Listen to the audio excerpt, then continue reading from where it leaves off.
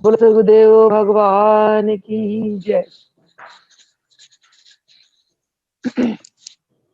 योग योगेश्वर महापुर रामलाल जी, योग मार्तंड मुल्केश्वर भगवान और हम सभी के प्राणाधार सत स्वामी देवलाल महाराज जी के चरणों में हम सभी बच्चों का साष्टांग दंडवत प्रणाम स्वीकार हो।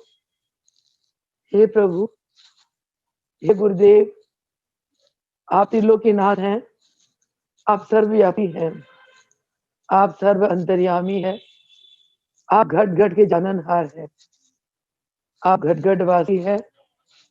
हरे के घर में बैठकर हे प्रभु आप ही ज्ञान की गंगा बहाते हैं। अनेक अनेक अलौकिक दिव्य घटनाएं भक्तों के जीवन में घटित कराते रहते हैं। ऐसे गुरु धन है और हम सभी को ऐसे गुरु के चरणों में आत्म समर्पित भाव में रहकर सदा सेवा में तत्पर रहना चाहिए और मन वचन कर्म से ऐसे गुरुदेव की आराधना करनी चाहिए। हर पल हर घड़ी हमारे अंतःकरण में, हमारे मन में केवल गुरु की याद रहे, गुरु की बातें करें, सोए उठे बैठे जागे चले, जिस भी अवस्था में हम हो, हम केवल गुरुदेव को ही पुकारे, उनकी आराधना करें, उनके चरणों की वंदन करें। तो वाकई ऐसा दरबार बहुत ही महान ईश्वरीय दरबार है और हम सभी बच्चे बहुत ही भाग्यशाली है कि पारम परमेश्वर जिनको कोई साधारण व्यक्ति नहीं जान पाता, न तो तन में आए हैं और हम सभी को योग जैसा एक अनमोल विद्या का मार्ग दिखा गए हैं।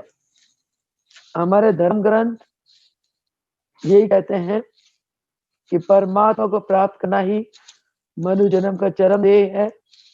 परमात्मा की प्राप्ति केवल और केवल योग साधना से संभव है।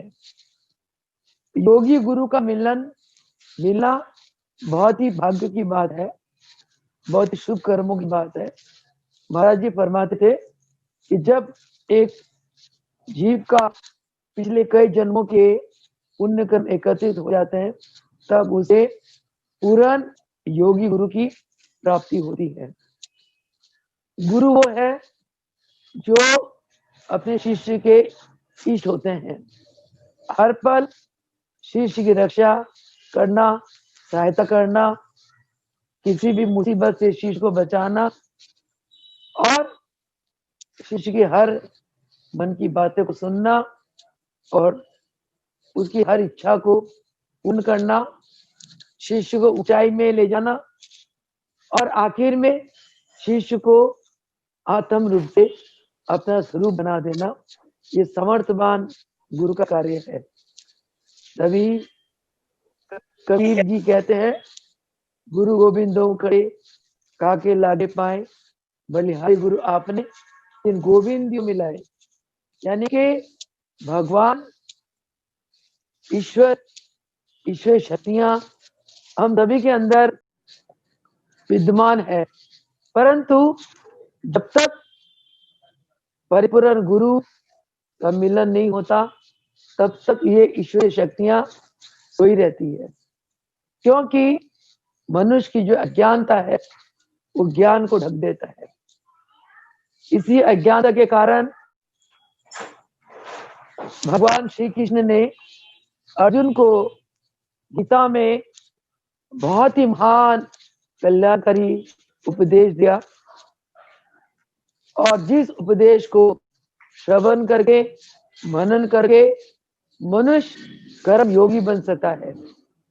हमारे गुरुदेव हम बच्चों से ही चाहते हैं हम कर्म योगी बने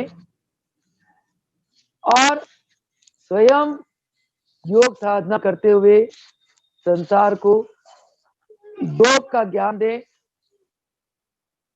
संसार में योग का प्रचार प्रसार करें, जिससे संसार अपनी अज्ञानता के अंधकार को मिटाकर ज्ञान के प्रकाश की ओर आगे बढ़े और संसार में शांति और आनंद की स्थापना हो। पिछले कई दिनों से गीता सार के अंतर्गत महाराज जी अपनी कृपा करुणा आशीर्वाद से गीता का ज्ञान के ऊपर प्रकाश डाल रहे थे। कल हम लोग महाराज जी की प्रेरणा कृपा करुणा आशीर्वाद से भागवत गीता का 5वां अध्याय कर्म संन्यास योग के बारे में चर्चा कर रहे थे। भगवान कहते हैं, महाराज जी स्वयं फरमाते थे कि बेटा, योगी तत्व ज्ञान हो जाता है। तत्व ज्ञान का मतलब आत्म ज्ञान, जीव क्या है, ये ब्रह्म क्या है, ये संसार क्या है, ये देह क्या है, ये आत्मा क्या है। ये सभी बातों का जो आधार ज्ञान है उसको तत्व ज्ञान कहते हैं। कि योगी को तत्व ज्ञान हो जाता है, योगी तत्व ज्ञानी होता है। इसीलिए योगी सब कुछ करता हुआ भी अकर्ता भाव में रहता है, क्योंकि ज्ञान के द्वारा योगी ये जान जाता है कि मैं तो एक शुद्ध बुद्ध शाश्वत अजर अमर आत्मा हूं, कि जो मेरा देह है आत्मा का भारी रूप है। मैं हर पल अकर्ता हूं, मैं ब्रह्म का अविनाशी अंश हूं, मैं हर पल ब्रह्म में ही लीन रहता हूं। कर्म केवल ये नाशवान देह करता है। इसलिए योगी के लिए कहा जाता है, योगी देखता भी नहीं देखता, सुनता भी नहीं सुनता, बोलता भी नहीं बोलता, चलता भी नहीं चलता, खाता हुआ भी नहीं खाता।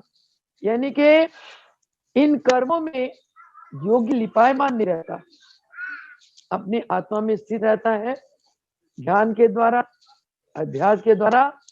और इन्हें जिनके मनुष्य शरीर की जो कर्म है, इन कर्मों से वो अनासक्त रहता है। ये कर्म योगी के लक्षण है। इसलिए प्रभु ये फरमाते हैं, महाराज जी ने स्वयं बताया, बेटा मेरे बाहरी रूप से मैं तुम्हें दिखा हूं कि मैं कर्म कर रहा हूं, मैं योग शिविर लगा रहा हूं, मैं मनुष्य की तरह चलता हूँ फिरता हूँ, उपदेश करता हूँ, सोता हूँ, खाता पीता, परंतु मेरा जो अंदर का रूप है उसमें मैं बिल्कुल निर्लिप्त रहता हूँ। ये एक योग में अवस्था है। योगी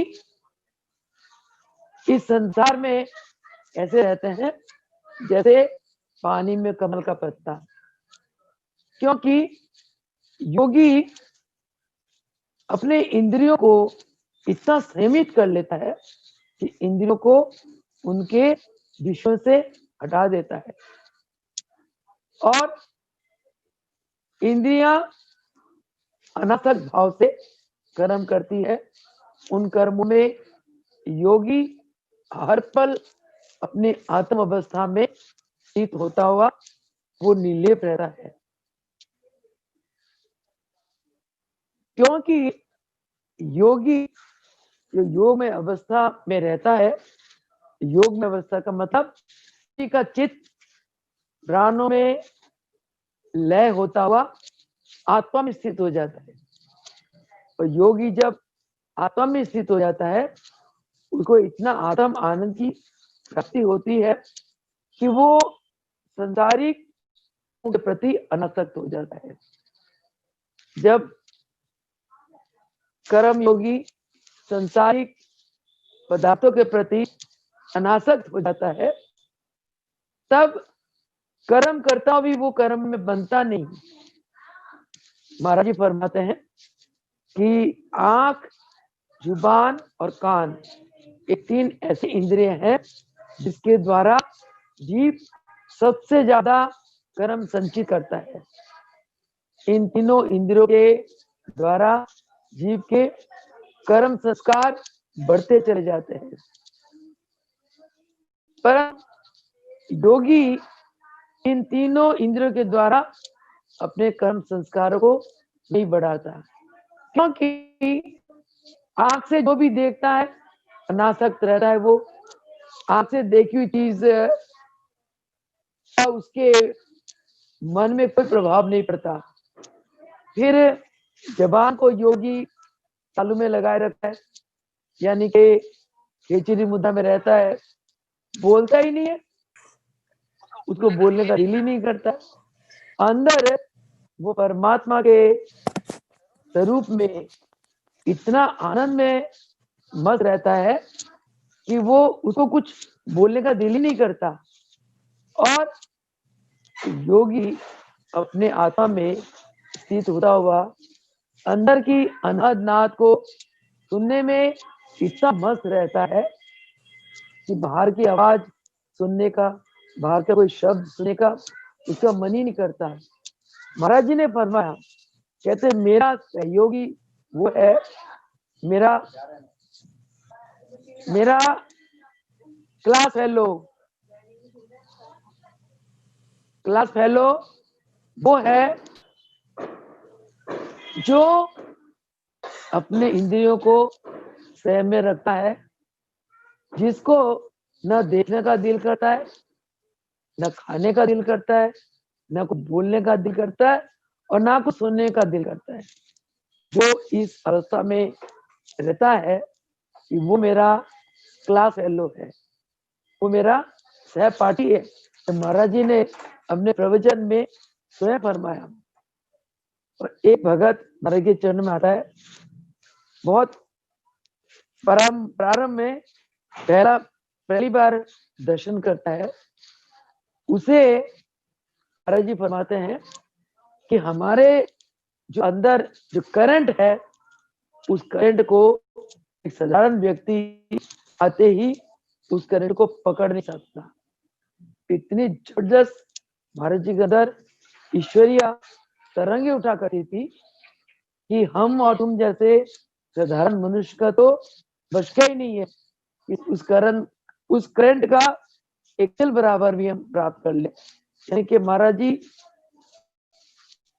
आत्म रूप से इतनी उच्च अवस्था के मालिक थे कि हम लोग तो बहुत कोसों दूर हमारी अवस्था उनके चलने में होती थी, परंतु इनकी बहुत महान दया पर है कि हमें अपने चरणों में बैठने को दिया, हमें अपने चरणों की सेवा दी, हमें अपने चरणों का प्यार दिया, अपने चरणों का आशीर्वाद दिया। और योग के प्रचार प्रसार में हम नादान मूर्ख बच्चों को हम संग रखा, ये उनकी बहुत बड़ी महानता है। देवी देवता महाराज जी के चरणों की सेवा के लिए तरसा करते थे, महाराज जी की वाणी सुनने के लिए, महाराज के दर्शनों के लिए देवी देवता तरसे थे।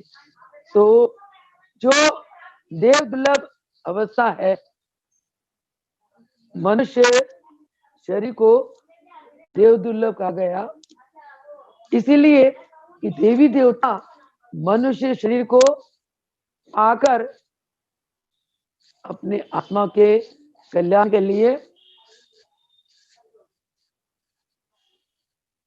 तरसते हैं। तो ऐसी अवस्था हम और आपको प्राप्त है, मनुष्य देह मिला और ऐसे महान योगी गुरु के चरण शरण मिले हमें।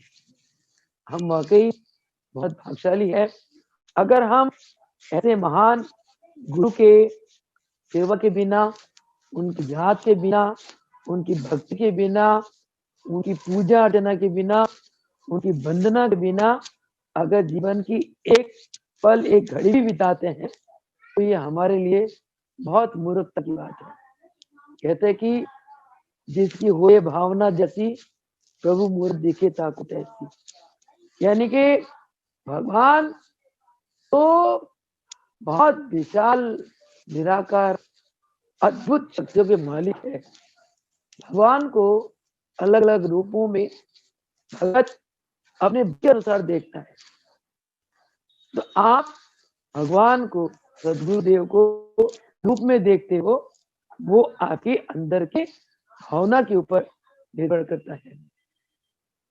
कोई गुरु को किसी रूप से देखता है, यानी कि जिसकी जैसी भावना होती है वो गुरु को रूप में देखते हैं। एक बार की बात याद आती है, महाराज जी ने अभी करनाल आश्रम नया नया बनाई था, तो कुछ भगत बैठे थे एतवार को, 60-70 भगत। तो अचानक महाराज जी ने सत्संग करा, भजन भुजन गाए भक्तों ने, और महाराज जी ने प्रवचन करने से पहले इस नादान मूर्ख बच्ची को खड़ा किया, बोलो। अब अचानक मैं तो गुरुजनों में के भजन में मस्त बैठी थी, अचानक महाराज जी ने नाम लिया और मैं तो थोड़ी घबरा सी गई, क्या कहूँ। तो बस कहते अपनी बीती सुनाओ, अपने जीवन की कुछ अलौकिक घटना सुनाओ कि तुम्हें इस दरबार में आकर क्या मिला। तो हाथ जोड़ के खड़ी हो गई, और जैसे महाराज जी के चरणों के प्रति मेरे भाव थे, हे प्रभु, हे आप अंतर्यामी है, आप शरणागत पालक है, आप घटघटवासी है, आप ब्रह्मा विष्णु महेश के साक्षात दीप्तमान स्वरूप है। हे प्रभु, आप भक्त वत्सल हैं, आप अंतर्यामी है, आप दीना बंधु है, आप करुणा बंधु है, आप जी दिलों के स्वामी है, आप जी महाप्रलाल जी महाप्रभु मुक्तेश्वर भगवान के 33 कोटि भी देवता हे नाथ आप जी की चरण वंदना करते हैं। ऐसे महान गुरुदेव को मेरा कोटि कोटि श्वास श्वास रोम रोम दंडवत प्रणाम स्वीकार हो। ऐसे प्रणाम करके जैसे मेरे साथ जो भी बीती थी मेरे जीवन में, ये पीएचडी के लिए बिल्कुल जाने मन नहीं होता था, और महाराज जी ने धक्के से मेरे से पीएचडी कराई।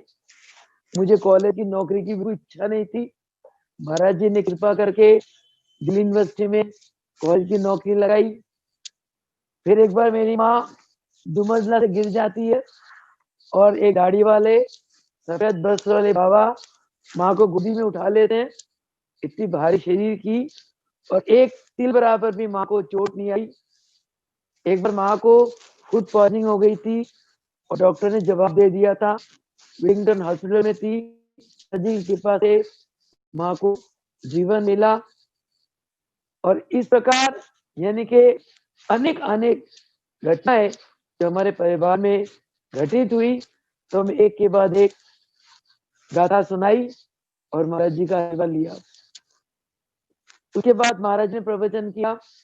सत्संग के बाद महाराज जी इसी रूम में आए, जिस रूम में मैं बैठकर ये बच्ची सत्संग का आनंद ले रही है।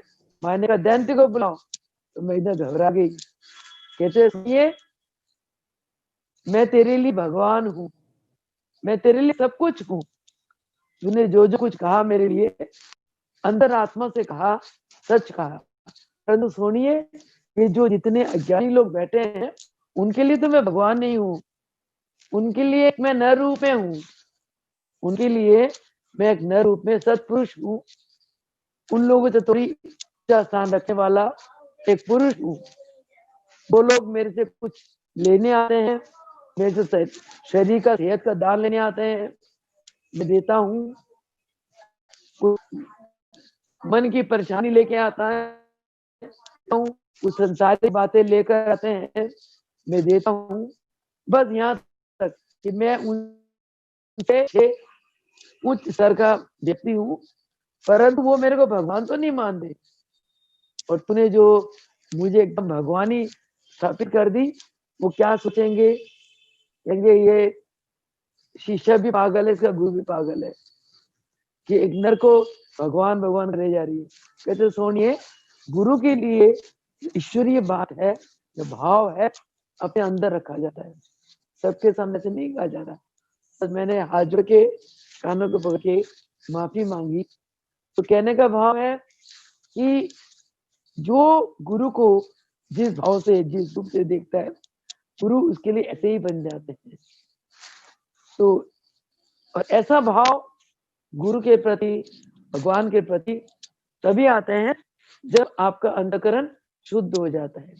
और महाराज जी फरमाते हैं कि आपका अंतःकरण शुद्ध तब होता है कि जब आप इंद्रियों को वश में करके और किसी भी कर्म के प्रति आसक्ति ना रखते हुए, जैसे पानी में कमल का पत्ता रहता है निर्लेप होकर, अगर आप संसार में निर्लेप होकर रहते हो और मन, बुद्धि और अंगों को आप बिल्कुल संयमित रखते हुए निष्काम कर्म करते हो, तब आपका अंतःकरण शुद्ध हो जाता है।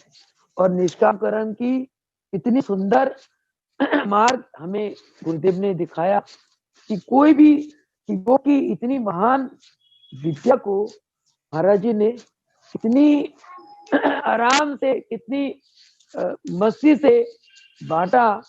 हमें योग जैसे इतने गूढ़ ज्ञान को महाराज जी ने इतने हंसे हंसे हमें दिए और ये फरमाते हैं, ये आज्ञा देते हैं कि ये योग विद्या के द्वारा तुम संसार की सेवा करो और जो शरीर से दुखी है उनको योग के द्वारा निरोगी बनाओ, शरीर का सुख पहुंचाओ।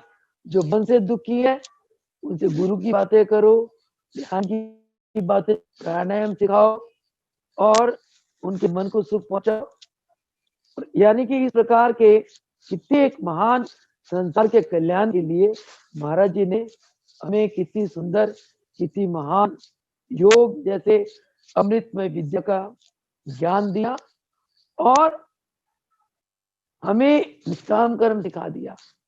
और जिस निष्काम कर्म से हमारा अंतःकरण शुद्ध होता चला गया। कहते हैं कि आप किसी भी दुखी की आप सेवा करते हो तो उस दुखी हृदय से आपको बहुत दुआएं मिलती है। उन दुआओं से आपका अंतःकरण शुद्ध हो जाता है। महाराज फरमाते हैं घट में दो ही चीज रह सकती, दो चीज नहीं रह सकती, एक ही रह सकती है, या ईश्वर देश, घृणा या प्रेम, या क्रोध या दया, या निष्ठुरता या कोमलता, दो में से एक चीज रह सकती है। और जब कर्म को कर्तव्य मान के करते हैं तो कर्म में कोई आसक्ति नहीं होती और उस कर्म को करते हुए हमारे अंदर कोई चिंता फिक्र भी नहीं होती, क्योंकि हम सोचते हैं ये कर्म गुरुदेव की आज्ञा से हम कर रहे हैं, करते हुए समझ के, और इस कर्म में हमें सफलता मिले अच्छा मिले गुरुदेव को पता है, वही जाने। यानी हम फल की इच्छा भी गुरुदेव के चरण में छोड़ देते हैं, फल की इच्छा भी नहीं करते, गुरुदेव करेंगे। तो वही ज्ञान भगवान कृष्ण अर्जुन को गीता में दे रहे कि अर्जुन निष्काम कर्म कर, फल की आशा के बिना। कहा तो अर्जुन ज्ञान कर्म संन्यास योग का उपदेश पाकर विचलित हो गया कि अगर ज्ञान श्रेष्ठ कर्म से तो मैं ज्ञान को ले लेता हूँ, कर्म छोड़ देता हूँ। भगवान बड़े परेशान हो गए। भगवान के नहीं, अर्जुन तुझे कर्म करना पड़ेगा, तो ज्ञान के साथ करना है। क्या ज्ञान?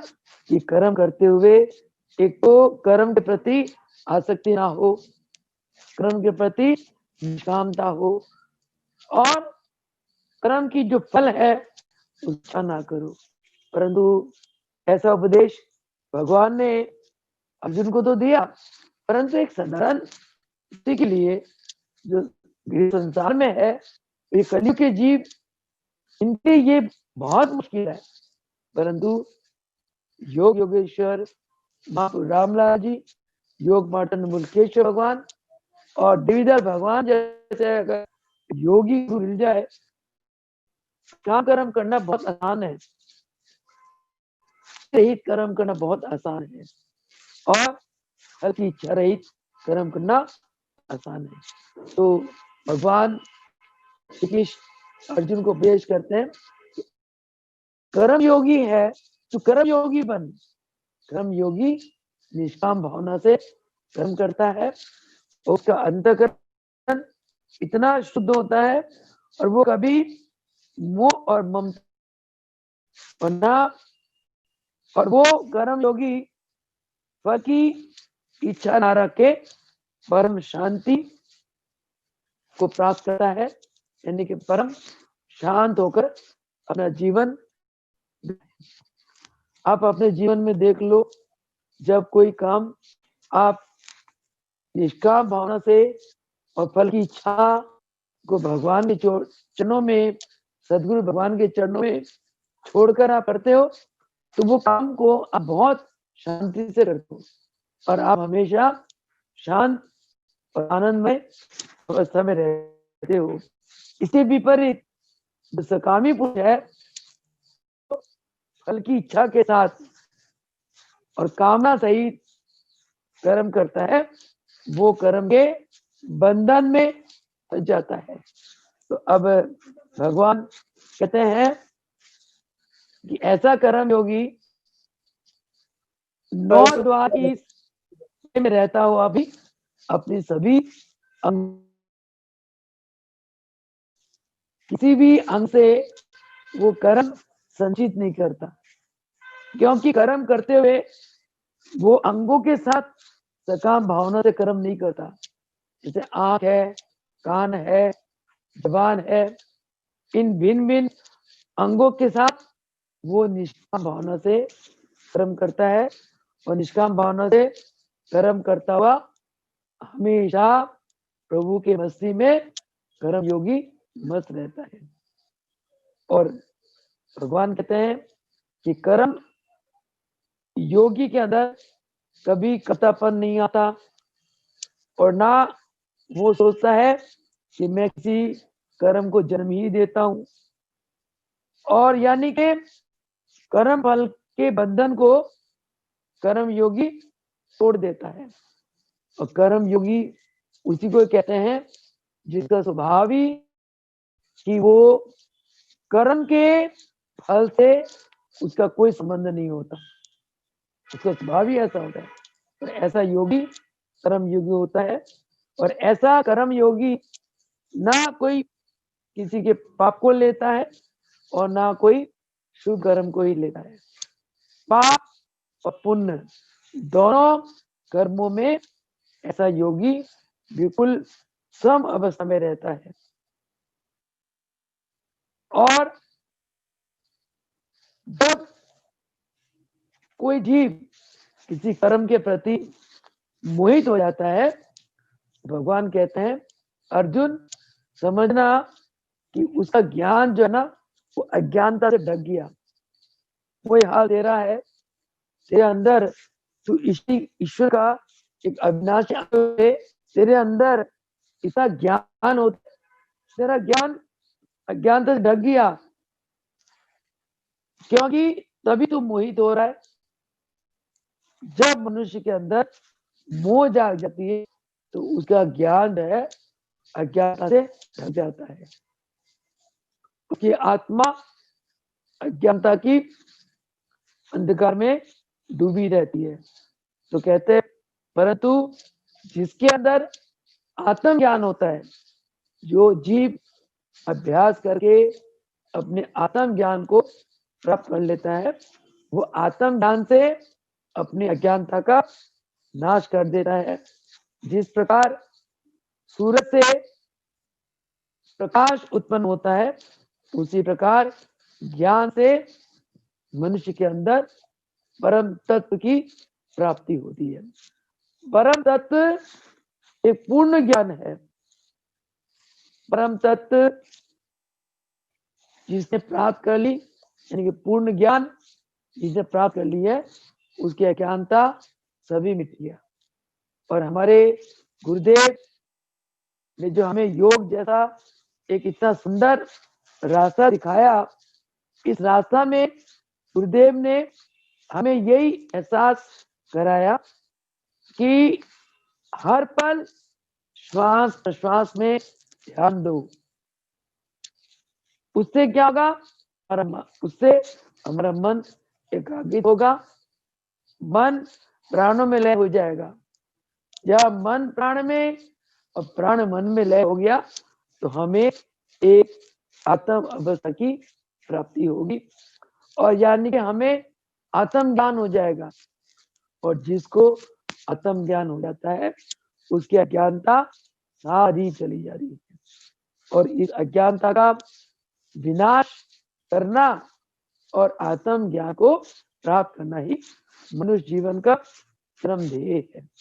ऐसे भगवान कृष्ण ने गीता में अर्जुन को किया, हमारे प्रभु जी भी हमें यही उपदेश फरमाते हैं।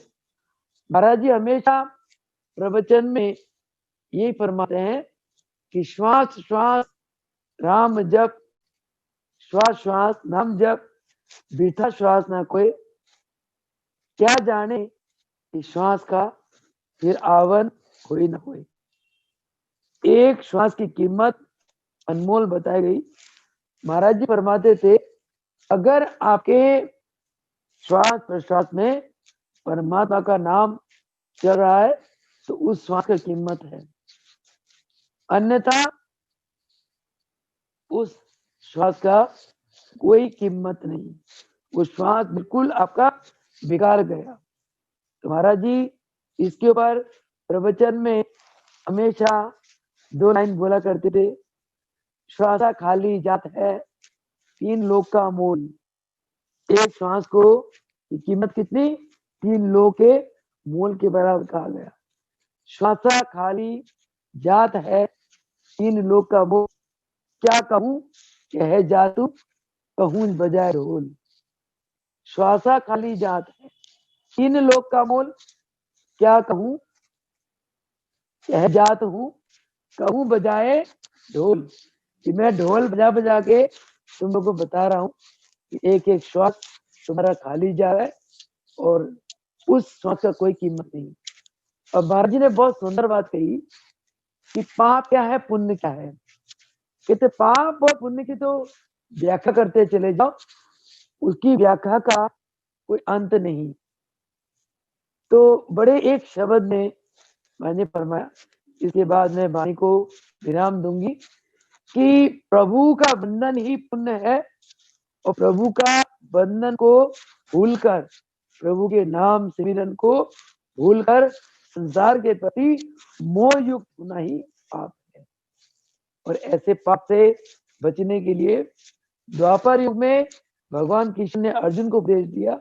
इस कलयुग में हमारे योगेश्वर महाप्रभु देवीलाल जी भगवान ने हमें ये उपदेश दिया। इसलिए महाराज जी के आप हर प्रवचन सुनो, महाराज जी के श्रीमुख से निकले प्रवचन को जरूर सुना करो।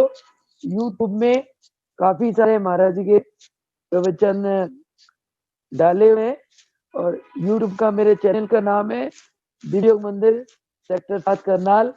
और महाराज के प्रवचन सुना करो।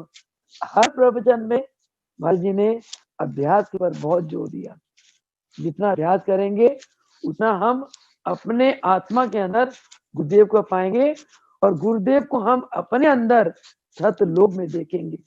गुरुदेव को अपने अंदर हम ब्रह्म रूप में देखेंगे। और महाराज जी का फरमान है कि जिसने एक पल भी गुरुदेव को ब्रह्म रूप में देख लिया, लेकिन निराकार विशाल दिव्य प्रकाशमान रूप में देख लिया, उसके सभी पाप ताप सब दग्ध हो गए। और ये कहा गया, धर्म ग्रंथों ने कहा, योग अग्नि दैति क्षिप्र शेष पाप पिंजरम। योग रूपी अग्नि पाप रूपी पिंजर को बिल्कुल दग्ध कर देती है।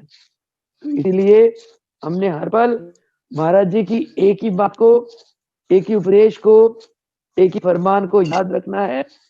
सेवा, सत्संग, सिमरन, ध्यान, भजन, इन सभी में से कोई ना कोई एक चीज जीवन के हर पल हर घड़ी चलते रहना चाहिए। फिर ना भगवान हमसे दूर, ना हम भगवान से दूर, और हमारा जीवन तभी उज्जवल होगा, आनंद से भरपूर होगा, और हम अपनी मंजिल की ओर धीरे धीरे आगे बढ़ते चलेंगे।